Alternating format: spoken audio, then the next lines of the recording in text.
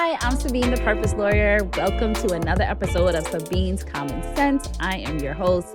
Thank you for listening and thank you for helping me be on purpose. So today we are going to talk about branding an empire and two things that kind of don't go together, but relationship coaching. I know you guys are probably interested in that. So the guest that I get the pleasure of interviewing is Alison Wellington. She is a relationship coach targeted towards showing women how to be their best selves and find the partner that they really want to have. And so she's really good and really powerful. So stay tuned for that. And then, so the story that I want to bring to you today is about Kim Kardashian. I know you guys are probably like, Sabine, really? But yes, really. Because although she's your favorite headline maker, right? Usually about things that are not so important, but in the grand scheme of things, but she is a good businesswoman. So I did want to sort of shed some light on some things that she's doing recently. And even though we take it lightly. You know, her empire is built on basically just being relevant, but we do get to learn a lot of lessons from her business acumen. So this week I found out that she had filed a trademark for SKKN, SKKN by Kim, which is a play on skin, for a beauty line. And she not only filed one trademark, but she filed 21 trademarks for different product lines, et cetera, et cetera. And what's interesting, too, which is the tea of the story, is that she had recently announced that she was rebranding her KKW, which is Kim Kardashian West Beauty. And so, of course, we're like, interesting. You're getting a divorce. And so now you are, rebranding KKW, which they say, no, it has nothing to do with that. I think even Kanye probably chimed in like, no, it has nothing to do with that. But seriously, it has everything to do with that. We already know, right, what this is all about. But anyway, the whole point of it is that, one, I wanted to highlight the fact that she is putting in all these trademarks. 21 trademarks is not like a small amount of money, although we know she's rich. But, she's probably paying a high-priced attorney as well to do it. And so this is all what she's about to do. These are all 1B filings, which means that I'm not doing it yet, but this is what I want to do. So I'm going to protect the name in every single category so that I can actually, when my brand launches and I put all this money and effort behind it, that I have the name secured. What I found even more interesting is that I did my own research, right? And there is a mark that's SKKN Plus. It's another brand, right? And it does overlap with some of the categories that she's in. They're already registered. So to me, it looks like you're going to see some headlines in the future that say Kim's, trademarks got, either denied or got an office action saying that they're conflicting with this mark because it already existed. So I could already foresee there being some sort of a settlement or something that's going to be in place. And I know her attorneys probably searched it. So either they're going to try to get over on the fact that she's famous or they're going to try to pay this brand out, whatever the case is. The other thing that I found super funny about this story is that her company, where she registered the trademark under, her LLC's name is Kim's a Princess LLC. So I thought that was funny, but I also thought it was good to highlight for you guys that you can name your LLC whatever you want. Like a lot of people ask me about that. What should I name it? I'm confused about the name. It's not really that important, but it also depends on what you're doing. Like this is a holding company for her trademark. So it doesn't matter. It's not for anybody to do business with. It's just really, whatever you want. So I thought that was cute or funny or crazy, whatever you want to call it. But what I really wanted you to focus on is the rebranding part of KKW. So I would say that celebrities, especially if they had, they had a history in relationships and relationships not working out, maybe you don't want to start a multi-billion-dollar brand with your husband's last name or your married last name. Not saying you're expecting divorce or whatever the case is, but we all know that's really a business decision. So we have to think about how our lives sort of intersect with our business, and we want to start creating brands. Like you want to think about when you're creating a brand that is going to last. You want something timeless and classic, and you really have to put in the work to try to figure that out. And a lot of times, which I talked about before, is that there's a lot of the words are used up already for trademarks. So you have to really be creative and find something that is not really related to what you're doing. The more unique, the more different it is, the better it's going to be for you. So definitely you want to think about that. And also filing your trademark before you build a brand. A lot of times people come to me and they're like, I've already started my business. I've been running my business for X amount of years and I want this trademark. And then if somebody else already has it, it's like, oh, but I can't change it. Like there's too much at stake. But what do you want? What do you want? Like you have to sort of do your due diligence because that's the way the law works. And yes, attorneys can be aggressive and fight, but the law is the law. And when it comes to trademark law, because there's so many resources out there, they don't play around. They're not like, oh, well, you didn't really know, or I get it. You know, there are strategies, but at the same time, it's like, don't set up a fight for yourself, right? Kim's rich. She can, sort of afford it to probably have to pay out this brand or what have you. But in any event, that is what it is, right? So definitely think longevity. Definitely think about what you're doing. Definitely think about how your lifestyle and where you are in life intersects with that brand and whether or not that's going to have to be changed. So it's interesting to see how this sort of plays out. And let's get into our interview.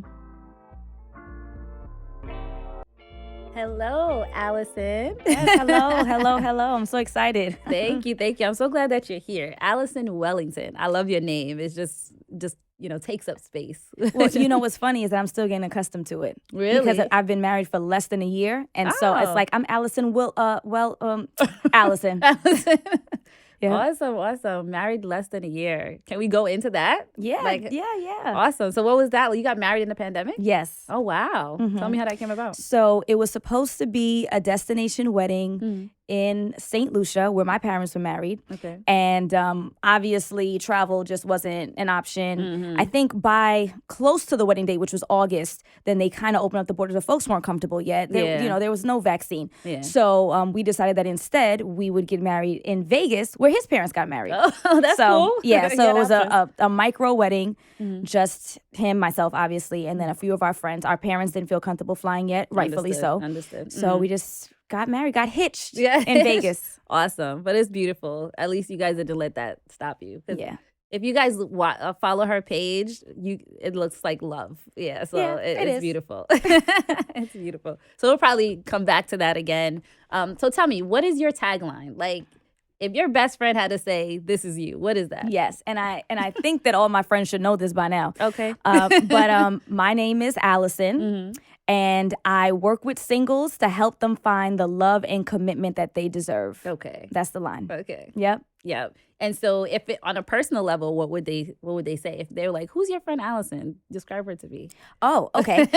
So they would say that Alison is my friend of X amount of years who pushes me to be my best self. And sometimes that push can come across as overly aggressive. Okay. I need to work sometimes on my boundaries. I'm doing a very good job of that. I ask permission first before I can speak. Awesome. But relatively speaking, they would say that Alison is your go-to friend. If you need reliability, if you need someone that you can count on, that's your girl. Don't call me. They will say, do not call Alison if you want a bitch fit. Like, that's not what I'm here for. I'm not your vent friend. I am your, this is my problem, and we're going to come up with a resolution friend. Okay. So that's she's me. A fixer. Yes. You're a fixer. Yes, by nature. I tend to be a fixer too, but I think I may be a little softer where you're like, I don't got time for that. Nope. Is that true? Yeah, I don't have time. We don't have time. Right. Yeah. Like, no, you're right. It's the laws of nature. As human beings, we are mere mortals, and so we have to take action and take it immediately. Right. We ain't got time. Sorry. Yeah. Oh, you're absolutely right. And I sensed that about you because I had the pleasure of being interviewed by Alison on her show, right? Yes. On your YouTube channel. I'm sorry, your Instagram. Yeah, and YouTube. YouTube, okay. And so I could tell, like, you have, like, a presence. You sort of command the space, and, like, you're kind of, like, no nonsense, even though you were welcoming, just kind of no nonsense. Where does that come from? That is such a good question. I would say a couple of things. Number one, being born and bred in Brooklyn, right? Being an 80s baby. Right, absolutely. So that's number one. Yeah. When you're growing up in an environment that doesn't accept BS, like we need to go now, like it's fast paced, right? Then that's gonna push you in order to do those things. But there are plenty of people from New York City who don't. So that's not it, right? So that's number one. Number two, Caribbean background. Okay. So my family is from St. Vincent and the Grenadines. I'm actually the only person who was born here in the U.S. My sisters and then my parents and everybody else before me. Okay. In St. Vincent. And so with a Caribbean background, again, it is, we did not sacrifice, we did not up and leave the comforts of our home country, risking at the time, it's called ICE now, but I don't know what it was called back then. Immigration. Right. Like we didn't risk this, right? In order for you to come here and play games. So I'm going to need you to be in your books. I'm going to need you to not think of school as a fashion show. I'm sure you've heard that expression. Yes. School's not a fashion show. Like we need you to stay on task. Right. And so from there, so I have my environment and then I have my home life. Created Alison. Like, I'm not here to play with you. Like, I'm here to get results, whatever results might look like for you. Yeah. So I feel like, and that's awesome that you can sort of really identify where these things are coming from in your life. And I feel like sometimes some people could take those things and it could make them shy and meek and, not really, speak up and things like that. But you took it and you flipped it. Was this like one of your parents was like this, or this is just like you was born this way? I really do believe in nurture versus nature. And so, yes, I think my parents absolutely rubbed off on me. But I will tell you this is another element that really had a huge impact on my life. My school. Okay. So, again, I'm from Brooklyn. I went to school in Bed-Stuy. I went to PSIS 308, right? And so, any PSIS 308 in the house? 616 Quincy Street. All right. And so that school is a gifted and talented school, a magnet school. You have to take a test to get in, all that kind of stuff. So there was already this level of like elitism, right? And so we're in Bed-Stuy, but we're smarter than everybody here. If you're not performing, then you are a loser. And what the hell are you doing with your life? And then I'm talking about this like 5th grade, 6th grade, right? That's the culture that you were in. Okay. And then in the 2000s, we were taking Regents exams. So for those outside of New York State, in order for you to graduate high school, you need to pass X amount of Regents exams. Okay. We were taking those in 7th and 8th grade. Okay. And so again, this level of you better perform, this is the expectation. Right. And so that's being reinforced at home, is being reinforced in school. Okay. That really built my confidence. But after that, so that's school number 1, right? That made me feel smart. Yes, okay. Then school number 2 made me feel special. So after I went to my elementary middle school, which was 308, I then did not get accepted into any high school. So back then how it worked, it was like a lottery. It didn't really necessarily matter how smart you were. Right. If you were applying to a public school, it's a lottery. I didn't get into anything. So I had to go to my zone school, which was Boys and Girls High School on Fulton Street. And so that was like that was the exact opposite experience. So now I'm going from being I'm smart amongst a whole bunch of other smart people to wow, you're the smartest in the room. And so now no disrespect. So now the expectation is that you have to lead, and you are the leader of this, and you are going to exemplify what the expectations are, right? So from there it was like, oh, Alison, you're so bright, and oh, Alison, you're so amazing, and like I was like a pseudo teacher. Okay. They let me go down to the Alison, go teach y'all, I'll be back. They let me go to the main office. Wow. I got to go inside the mailboxes. That's a big deal for a kid. Yeah, it is. You're right. So the combination of those two things is really what built my confidence. Okay. Awesome. So you had an environment where you were challenged and you had to push yourself. Yes. Then you were in an environment where you got to know who you are and really what talents you did have. So that was highlighted for you. Yep. So that sort of built the person that you are now, right? Absolutely. That foundation for who you are. So how did you go from? Did you always know? Well, Alison is a relationship coach, right? She's amazing at what she does. Thank you. You're welcome. And did you know that that's what you wanted to do? Was that the path? Oh, no. Okay. Absolutely not. Okay, how much time we got? We got time. Okay, so this is the path. Once I got like really serious, I was about age maybe 13 or 14. Okay. And again, she was like, that's when I got really serious. Did y'all pick that up?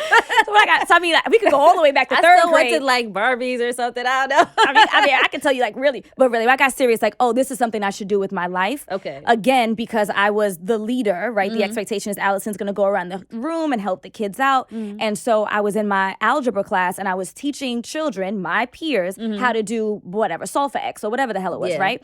And the way that I explained it to them was in a way that they could appreciate and understand. So the word problems are like, all right, so boom, the Jordans come out Saturday, right? Yes. And so give it to them. Right. So you got $90, but we got to calculate the tax. So then if we don't know, so I was able to explain to them in a way that they could appreciate. And I'm like, I'm actually good at this. And they're understanding. So that's when it came into my mind for me to become a teacher.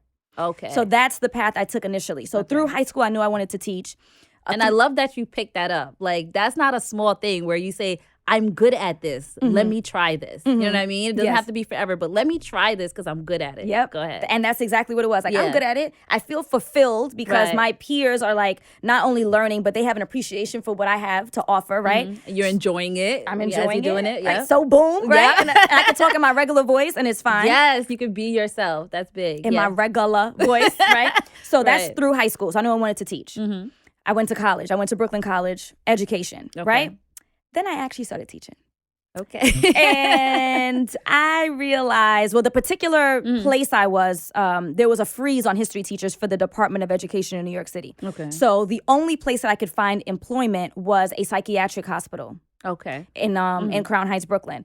And so once I walked into the classroom, and they tried to create like a semi-educational environment. Okay. But so the classroom it was a ward. But I walked into the classroom to teach, and these kids were so emotionally disturbed that they were not in a position to process the information I was trying to teach them. Okay. No matter if I was talking in my regular voice. Right. Like they, because like literally they're having episodes, they're hearing voices, they're having flashbacks of abuse. Oh, wow. They could not process. They don't care about solving for X. Yeah, right. They don't care about Malcolm X. Like they're thinking about when their granddad molested them 6 months ago, and that's why they're here, being hospitalized in a lockdown facility. Wow. So once I experienced that, I'm like, in my mind's eye, I thought, I'm confident there are lots of amazing teachers out there.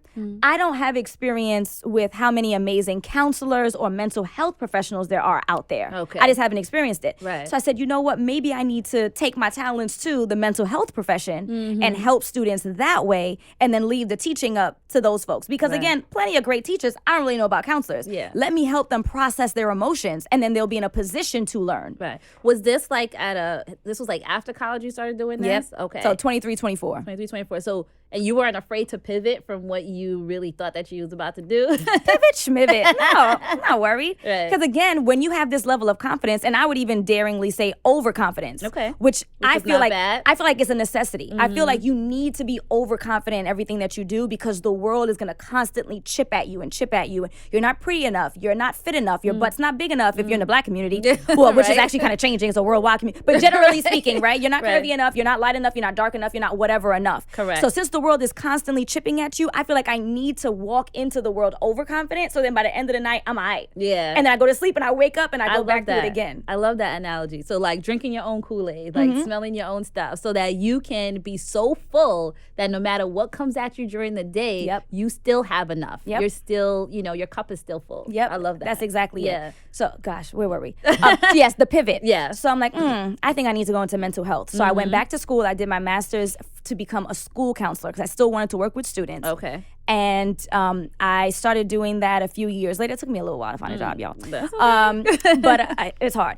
So I started doing that, and then COVID came. Okay. And this is from the professional perspective, and then I'll tell you the emotional side. Yeah, because I want to know Right, that so too. this is the professional development, and then we'll talk about how did I get there emotionally. Yeah. So then when COVID came, and for the first time I've ever heard in my life, and I'm sure that you guys feel the same way, there was this talk about like city and state employees not having the same level of security that we're accustomed to. Right. So our Mayor de Blasio, he was talking about laying city employees. What? Right. You laying city employees off? Yeah. Like in the hood, it's like you got a city or state job. You work You're for the MTA. good. You good. Yeah. Entrepreneurship. Like you're good. You have your pension. And so like for the first time in my life, I'm like, I might not have a job. Yeah. You was like, nobody's coming to save me. Yeah, this is wild. Right. And so I started to ponder on what else am I good at other than working with students to get their minds right and get their life right.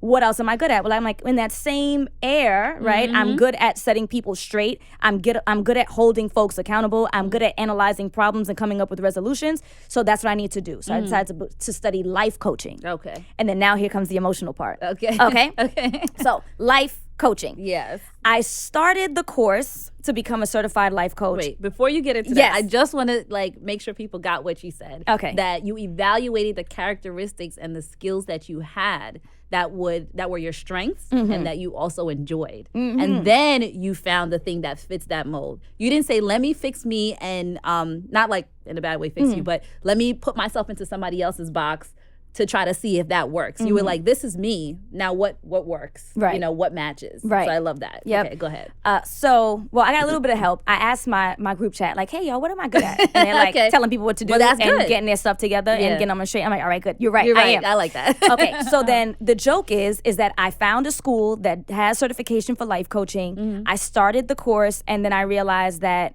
I did not like it. Yeah. Okay. Well, for a couple of reasons. One, again, my strong suit is getting people's stuff together. Right. And then in the course, they said, well, a life coach is a lot more therapeutic than that. You was like, I don't got time. I was like, oh no. They said, well, really what you're looking for is to become a consultant. A consultant is who says, Sabine, I need you to do the following. Some things are done for you, and then some things you have to follow through. These are the steps. Okay. A life coach is a lot more therapeutic, where they're going to ask you questions and do a deep dive to come up with where you come up with the resolution. Okay. I want to come up with the resolution and tell you what. So I'm like, damn. You're a leader, that's why. So I'm like, damn, this ain't what I want to do, but I already paid. Right. So I'm going to go through See what I get out of this. And work it the best way that I can. Now, in that course, they said no one is a life coach.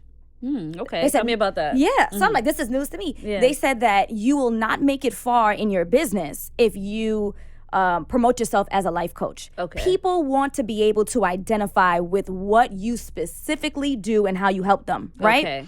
And so you need to be a parenting coach. You need to be a small business coach. You need to be a relationship coach. Okay. Because if you say that you're a life coach and you help people figure things out, Sabine might read that and be like, well, I'm all right. Right. But if, and I mean, now let me take you out of it because you're happily married. But if, you know, Tiffany says, right, Tiffany reads my bio and, I help people get unstuck from their life struggles. Right. Like, I'm fine. If Tiffany reads, I help singles get back into the dating scene by dating with intention to find a husband, she's going to be like, she's that's like, me. Check. Right. Like, I am afraid to get back into the dating scene. I don't know how to vet men. I've had a lot of difficulty. I do want to be married. Right. I think this lady is worth me following. Let me vet her. Let me see if her content aligns with my own personal beliefs, and then maybe consider hiring me later on. Right. So that's what they said. Nobody's a life coach. You're not going to be successful that way. You have to have a very targeted vision as to what you want to help people with, and then market yourself as such. Okay. So now we're ready for the next level, yes, right? Ready for the next level. Okay. So now I have to figure out, well, then what is going to be my target? Like, I'm not a parent. This is like niching down, right? Niching down, making your offer very clear of what it is that you're offering so you could connect with the audience's pain point. Yes. Okay. Yes. Yes, that's exactly it. All right. So I'm like, okay, well, I'm not a parent, so I can't be a parenting coach. Okay. And I'm building a small business. I can't teach anybody else how to do that. Okay. So I started to Google what other kinds of niches belong under life coaching. Okay. And then I got to dating and relationships. And I said, I know you guys are interested in that. I'm like, I have experience in that field. Right. I'm knowledgeable. I've seen a lot of my friends make what I find to be, in all honesty, foolish mistakes that they could have avoided had they had someone to pull them up and say, sis, what are you doing with your life? Right. Why are you wasting it? Or why are you wasting his time? Which sometimes happens. So nonetheless, I said, okay, that's what I'm going to do. Okay. So that's where the emotion part comes in. Yep. So now you get to that point and you decided this is a thing that I want to do. I know that I have some resources there. I know that there are things that I could pull from, that I could totally apply what I know and my skill set to it. So now, did you have to deal with your own emotional relationship stuff before you can help other people? So no. I didn't have to deal because it was already dealt. Okay. So I didn't have to tell me about the dealing then. Yes. All right. So I'll tell you about the dealing in the past, right? Right. So at this time, I was engaged to be married. Okay. And the first thing I had to do was check in with my fiance. Okay. Wait. Right? At this time when you made the decision. Okay. Right. So it was last year. Okay. So I'm like, I had to check in with him because I knew that a part of whatever coaching I would do around dating and relationships would, one, deal with him, talk about him, reflect on him, even if I never said his name. Right. And or I would have to talk about the past. And I'm confident that a lot of people don't want to hear about their future wives or future husbands' past. In other relationships, yeah. So I had to check in with, like, babes, this is what I'm thinking about doing. This is why I have these concerns. De Blasio talked about that. What are your thoughts? Would you be comfortable? And he said, I'm comfortable. And I said, if there's any time where you don't feel comfortable, you let me know. Right? Because at the end of the day, this is going to be my husband. This is my life partner. This is another stream of income. I'm helping people, but this is a stream of income. This is not my life. Right. And so you damn right I'm going to check in with my husband. And if he told me 6 years from now he needs me to stop, then we need to talk about how I'm going to stop. How am I going to pivot to something else that makes him feel comfortable? Right. And I love that. I want to jump in there because people want to be married, wanting to be in a relationship, right? Without wanting a partnership and a two-way, sort of sacrifice. Yes. Right. And so you have to understand, which I'm sure you know all about, right? That there are sacrifices that need to be made when you want to partner your life with someone and you respect them and you want to sort of, have that thing grow and last forever. There are sacrifices that need to be made. Am I correct? Yep, absolutely. And I would even venture and say, I don't even want to call them sacrifices. Yeah. And like, I hear people say relationships are hard work. I don't even like using that kind of terminology.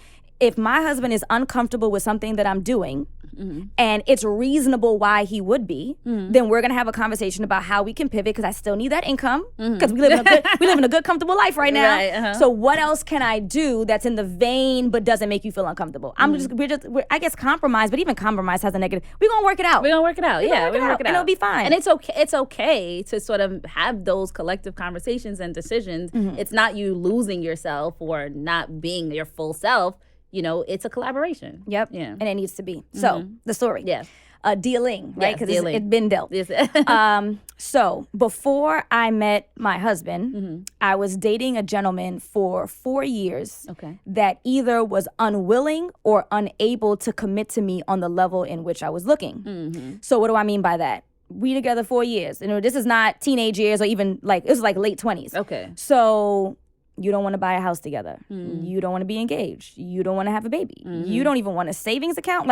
So what are we doing here? Right? And then I'm someone who wants children. And so every day that passes, eggs are being wasted, right? Every month that passes, eggs are being wasted. Right. And so if you don't want or unable or unwilling, I don't know and I really don't care. Right. But if you're unable to or you don't want to, I understand that. But I'm also not going to hold up more years of my life investing the time, effort, energy, money, whatever it is into someone who just can't or won't. Right. Right? And so it took me those 4 years to come to this conclusion that obviously you are not on the same page with me, which is okay. Everyone has a right to be where they want to be. However, what you're not going to do is be on chapters behind me and expect for me to wait in chapter 26, you in chapter 20, and I'm just going to be sitting around hoping and praying that you catch up eventually. And again, because of biology, I am physically not in a position to wait for you. I understand. I just cannot. Like what we talked about, like time is of the essence, and we're mere mortals.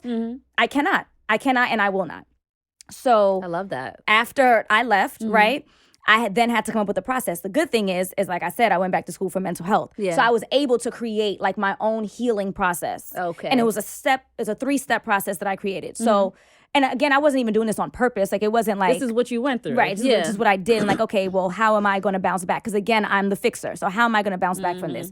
So step 1, I did some self-reflection. Okay, like what did I do wrong in this circumstance to get me where I am? We can blame everybody else all the time. It's easy to do, and it's just better. Like it gets you off the hook. Right. Like it's a softer process because when you're not holding yourself accountable, it's them. It's not me. So I'm not gonna waste my time talking about, oh, he's so terrible, he wasted. I'm gonna talk about why did I allow? Why didn't I check in more frequently to see where we were? Why didn't I leave earlier? So that's one part of the self-reflection, right? Because I have to hold myself accountable. Are you going to talk more about self-reflection? Yes. Okay, go ahead. I'll let you go. And then the second side of the self-reflection is not specifically what I did wrong in the relationship, but what are some of the characteristics that are undesirable about me? Because...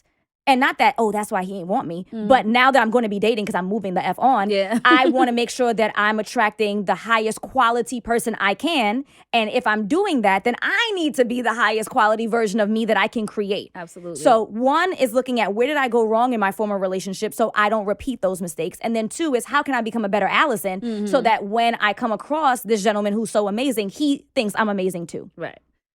So I love that. That's like my number one advice if somebody ever asks me about relationship, I tell them self-reflection. Like you have to look at your issues. If you fix you, then you will attract the people who are for you, right? So that's been my number one thing. I've been married for 13 years. I've been with my husband since junior high school.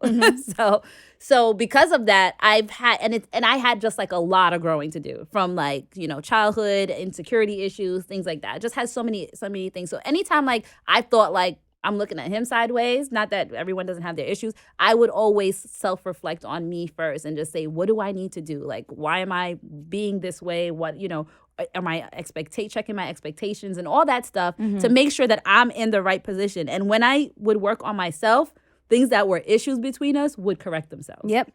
So that's beautiful. Yep. Very good work. So, well, thank you.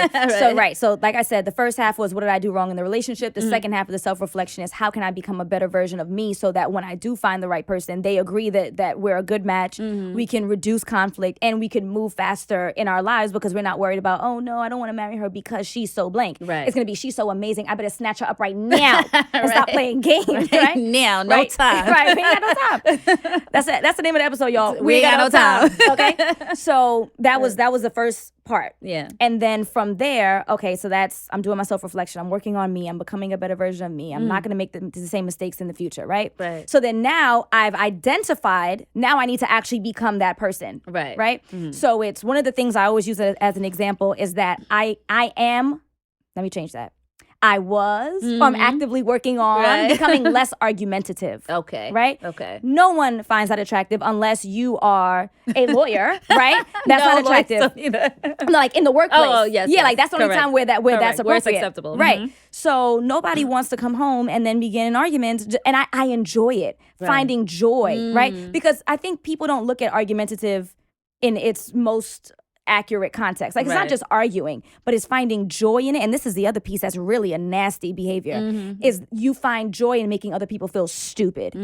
So I've proven my point. Ha ha, he, I'm smart. And that might go back to feel. Right. Now that might go back to the whole thing we talked about earlier about the overconfidence, right? So and like it builds me up to make you feel small. That's not a good characteristic to have. Okay. So I needed to work on not being as argumentative, that I can present my case to you in a way that's not belittling. And let's be honest, men especially do not want to be belittled. Right. And also you don't want a spouse who is behaving based off of being belittled, right? So once they take on that identity, then all of a sudden they're less desirable to you. But you created that, sort of situation. So I totally agree with you. Yep, absolutely. So that's now me stepping up. So I have to practice it, right? So when I'm having a conversation with a friend and she says something that I think is ridiculous, I'm not going to push back. Okay, girl, right? Or I'll do a light Google and I'm like, oh, well, I think that. So I need to start practicing not being as argumentative. So that was step 2, right? And then the final step of my process was now I need to just chill. Okay. Being thirsty, chasing after men, chasing after people, behaving like a desperate person, you're going to exude that energy and people are going to pick up on it. And this is what they're going to do with that. One, if they're not a good person, they're going to take advantage of you. If you're coming across as desperate, right, then they're going to say, oh, she's desperate, so I can do whatever and I can treat her however and she's going to keep me around because she's so desperate. Or you're going to come across people who would have liked you, but don't like the desperate behaviors, right? The calling, the texting, the when are you going to take me out on a date? When he asks. And if he takes too long, then guess what? He's not interested, so you move right along, right? I hope you guys are taking notes. This is good. Right, that's desperate behaviors. Right. You're looking for somebody, you're calling them 7-8 times, calling them blocked, calling them from other numbers. Like, if they wanted to talk to you, they would. And if they don't, they won't. Yeah. So that kind of chasing is unattractive. Yeah. So we got to just chill. Yeah. And if you can resonate with any of that, just say ouch and self-reflect. And so that you can deal with these things and sort of find out where it's coming from, right? To unearth them and sort of be able to deal with them. Yeah. Absolutely. So that was like the 3-step process, right? And then within, I'm going to say months, I started dating my now husband, right? And so again, so we're putting the emotionality and the experience together with the practicality of I need an additional income. I don't know what COVID's going to bring for me. Right. And that's how I was able to pair those two together. That's awesome. So in a pandemic, you decided, were you working or were you not working at the moment? Oh, no, I was working from home. Oh, okay. Yeah. So you decided I am going to start this new career and left the job or still at the job? Oh, no. I'm still there. Okay, no, that's okay. I'm going to be there for a while. Okay. Again, with the city employee, it's hard for you to let go. The pension, I'm already vested. Like, it would take a lot. Yeah. Like, it would take OWN to call me. Yeah, and Oprah to be like, I need you, right? Like, it would take a lot. Yeah. It's funny because my husband works for FDNY, right? So he, I totally get that. He has that same mentality. Like, it's going to have to be something big, like millions, whatever. Then, then I'm gone. Yeah. Then I'm gone. Or maybe he might even not leave. So I get it. I totally get that. So now you're in 2020. You have finished your course, right? And so what made you say, I'm going to really go for this thing. Because you look like you hit the road, you hit the pavement running. I did. And you never look back. I have. You're right. So what was that? I made a decision. Yeah. Mm-hmm. Once you decide, then what other options do I have? Right. This is something else that I did and I recommend that people do. Mm-hmm. There's this idea like, move in silence. Like, what is it? Like the G in lasagna, whatever. Yeah, whatever that is, right? Real hustlers move in silence. Yeah. So that's that. I don't believe in that. Mm. I believe in professing what I'm going to do because that's going to make me do it. Right. If I went on Instagram Live and I said, guys, this is what I'm doing. If I don't do that, and again, I care a lot about looking stupid, right? So that's like a thing for me. So now that I've told the world that this is what I'm going to do, I have no other choice but to pursue it. Right. If I did it quietly, then the only L I'm taking is private between me and my husband and maybe my best friend. Mm-hmm. But if I told, I don't know, at the time, like 4,000 people that, hey, this is what I'm going to pursue, the expectations, I'm going to pursue it. Right. The only way I can get out of it is if I pivot. Right? Yeah, something else. But the expectation is that I'm doing something. Right. So I agree. When I first started my practice, I had a partner initially that we decided to part ways very early on. And then I was like, I got to do this because at the point I wanted to like show that I could do it on my own and all that stuff. And so I sent an email blast to all of like my law school, associates, everything. And I was like, I'm opening my practice. This is, my practice. This is what I'll be doing. And so for me, it was like, okay, now you have to do it because like you done said it. And so I agree with you. That's a good way. That's like the pre-sale, right? Yeah. The community is going to hold you accountable. Yeah. Mm-hmm. And they don't even mean to. Like, hey girl, what's up with the relationship stuff? Yeah. Like, oh damn, I quit. Yeah. But again, you got to tell everybody. Yeah. Right. Mm-hmm. So nope, I don't have any choice. I put myself on Front Street. And so I'm obligated because I don't want to look stupid. And I enjoy the work. And I'm making some good money. Yeah. Like all of those things. But that's one of the things I recommend that people not listen to, that piece of advice. Like, no, be forthcoming about what you're going to do because it's going to help keep you to task. Yeah. And that's like affirmations too, right? If you do affirmations, it's like you're continuously putting it in your mind. But I agree with you. Definitely don't be silent about what you're doing. I mean, there's, take that with a grain of salt, but you have to put yourself out there if you're really going to do it. Like, don't lie to yourself and then think you're getting over it, right? So the other piece too is that with hitting the ground running is that I started investing money. So if I'm spending money, then I got to move forward. So the first thing was the course. And then I found someone who does brand management. So she helped me with a website and do the articles of, the purpose lawyer, articles of whatever. Articles of organization. Yes, and do a photo shoot and start my social media and choose brand colors, right? So I paid for that. So you best believe I'm going to use it. Yes. Then I don't have a business degree. I don't know how to run a business. So now I'm going to pay for a course to learn how to run a business. Okay. And then that got me started, but I'm like, I needed another push. So I bought another course. And then, right? So I'm investing. If I'm spending all this money, I have to recoup my loss. Right. I'm not taking L's. Yeah. We from Brooklyn. We're not taking L's. Right. No L's taken. And so the other thing is like we had talked about is applying the things that you're taking courses in. And so a lot of times people will say, I don't like courses because do they really work? Well, all courses require you to apply the information. Like you have to apply it, everything they tell you. You can't say it doesn't work if you didn't do everything. Absolutely. Right? So you invested in your business, which is like one of the number one things they tell you, invest in your business. You're investing in yourself and your future, right? So next thing is that you have to apply the information. So what happened there? Yeah. So again, me being me, I paid my money. Yeah. I have to do the work. I put myself out there publicly. Right. I have to do the work. And so started to apply. Now, back to your point, I think the better question is, and I agree with you, is that does this course have the information I need in order to be successful? Correct. That's a valuable question. That is. But once you feel confident that the course or the person who's hosting the course has the information necessary, right. To me, it's no question. I paid. Right. I paid my money. Like Right. there's nothing to talk about here. Exactly. I have to take advantage. I cannot allow this to go to the wayside. Right. And so I begin to execute. And another important element too is being in a circle of people who are like-minded. So when you're joining these courses and they have a Facebook group or they have some kind of opportunity for you to be a part of the network and the community, like I need to be a part of it. I need to introduce myself to Sabine. I'm going to ask her, can she be on my Instagram, my YouTube? Like I need to be a part of like-minded conversations so that I know that I'm staying on track. Right. Those people are going to challenge me. I see them leveling up. I want to level up with them. Yeah. I want to be a part of the success. And that's it. That's awesome. So how did you get like your first client? What was the steps to that? Yeah. So the first person who hired me is someone that I knew. Okay. Actually, the first like 4 people who hired me are people that I knew. Okay. And I think that went a long way because in business, you have to build your like, know, and trust factor. And that takes time. Right. And so people that I know already like me, already know me, and already trust me. Right. And that's why and that speaks mountains when people who know you and like you and trust you actually go and use your services. Right. Because they might just be like, yeah, but I don't think Alison, you know what I mean? Right. Like, I don't think she has the skill set. Yeah, exactly. Yeah, so they believed in me and they needed the help. And again, that niching down, making it very clear that this is the type of person I help with this particular issue. Right. Those, I think, like, I want to say like the first 4 people who hired me as their coach, I knew personally. So I was putting out the content. I was presenting myself in a professional manner. I was consistent. So I'm like, okay, well, they're thinking, I assume in their mind, all right, well, I already know Alison. I know that she's knowledgeable. I know that she's honest. She has integrity. If she says that she has the skill set to help me, then she got it. Then she has it. Yeah. And so that's how I got my first 4 clients. Oh, wow. Yep. That's awesome. And how have you been liking it so far?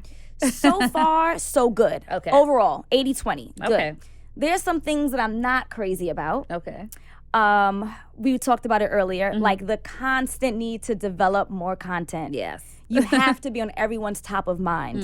And so if you're not online, I mean, there's some business coaches who tell you 4 to 5 times a day posting. Yeah. Then you are going to go to the wayside, and someone, when they think of a problem, they're not going to think of you. They'll think about the person that they've seen 4 to 5 times a day for months or years. And so it's draining. Yeah, like that expectation. I'm on vacation now from my 9 to 5. Okay. And I feel like I'm working just as hard in the summer now. Yeah. But Alison has done amazing starting back in end of 2020-ish, right? Is when you, summer 2020-ish. She got 22,000 followers, yeah. Organic. You grow it organically, right? So she's doing a thing. You're definitely doing a thing. Well, the first 4K was just me. Okay, girl. And then so everyone else has been all around the content. Okay. Which I'm sure, though, as it should be, there's some folks who were following me just because we went to school together or whatever that unfollowed because I changed my account to be so targeted. Okay. And that's exactly what you want. Yeah. A lot of people have this idea about the following number and why it's so important. And it's really not that important. It's who's following you. Who, right? Is it your targeted audience? Is it the person who you believe can either gain from your content for free, which is fine too, or would be willing to invest in you at some point? Right? They call it, what's the expression? Prosperity over popularity. I could have 100,000 followers and no one buys from me, and I'm creating all this content and it does nothing for me in my pockets. Correct. Right? And I'm not working with any clients and I'm not helping them. Like, what I really want to do is I want to empower the community by having healthy, happy couples who then produce healthy, happy children who then strengthen our community, right? It really goes back to kids. I've always been about kids. Right. So you're trying to fix the parents so that they can get their mind right. Their relationships together. I'm trying to fix the singles. Yes. Right? Yes, the singles. Yeah, the singles, that they come together to build the kind of parenting unit, the kind of family structure that produce amazing children. Nourished. Yeah, that's awesome. That's beautiful. So this sounds, it sounds almost like you had an easy way to sort of like get here. I know, like, you told me about the different steps. Yeah. Were there no challenges? Did you never feel like you wanted to quit or throw in the towel? Quit? Quit? No. It's been a lot of work. Okay. And it's been hard work, but I enjoy it. And there's nothing that so far, knock on whatever, knock on wood a little bit, nothing that has caused me to be like, oh, this is beyond me or my scope. Now, I do want to say that my husband and I plan on having children really soon, like weeks from now, right? Okay, we'll put some prayers out there. So once I'm a mom and I'm managing the job, the business, the mommyhood, the wifehood, I'm also a cheerleading coach, right? Okay. So managing all of that, I might say that this is a lot harder than it used to be. So we'll see. But the act of actually building the business, it's been fun. I admire so that. much. I admire that because I think that, for me, the experience has been difficult, but I think it's also because I have had to do my own personal work, you know what I'm saying, in terms of confidence and, just knowing who I am and all that stuff in the midst of building a business. And I feel like building a business and entrepreneurship reveals, a lot of things for you, you know? So I felt that it was challenging. So I think that means you came whole. You came to it whole, and that's how you're able to just do it sweatless.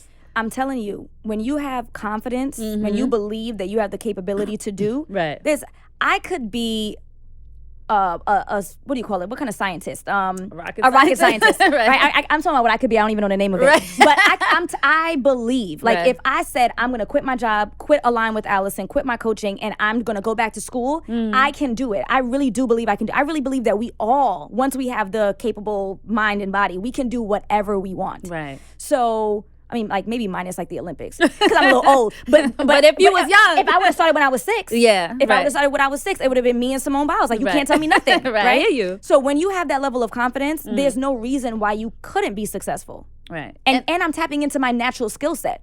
Talking is what I do. Telling people what to do is what I do. What you do. So it's a perfect match. I love that. And it's like, it could be the thing that people told you, like you said, sometimes people will say you're too harsh or what have you. You need to look at those things to say, what can I use this for? What is this, good for? Because it's good for something because we're all made to sort of, apply our thing to something. I love that. I love that you had the mindset to be convinced. And I agree with you that once you believe, like, no holds bar, solid and not wavering, you could do it. Yeah. It's already written. Right. You know what I'm saying? For you to do it. So what that's can't beautiful. you do? You telling me you can't teach? Right. You telling me that you couldn't be a doctor? If you decided that you were going to quit law, right. You telling me you couldn't go to med school? school? Are you trying to coach me here? It's the truth. Like I really believe it in the depths of me. Like there's nothing that we couldn't accomplish if we didn't want to do it. Absolutely. If truly want. Yes. Not I want to lose weight, but I'm eating burgers tomorrow. Like if you really wanted it, you can achieve it. I really do believe that. Mm-hmm. Yeah, and you already talked about self-reflection, like looking at your habits. Are you really doing it?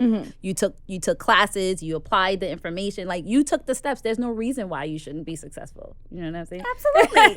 and for all of y'all too, it's the same ideology. It's the same thing. Whatever you want in this life, you can achieve it. And you know what also helped to build my confidence was listening to other people's stories. I listen to podcasts all the time. Okay. And I'm listening to podcasts like EYL, and I'm listening to these folks where some of Shout them out to EYL. some of them are felons or ex-felons. Some of them did not finish high school or college. They went through like really tough stuff, and I'm like, they're millionaires. And I'm like, hold up. Yeah.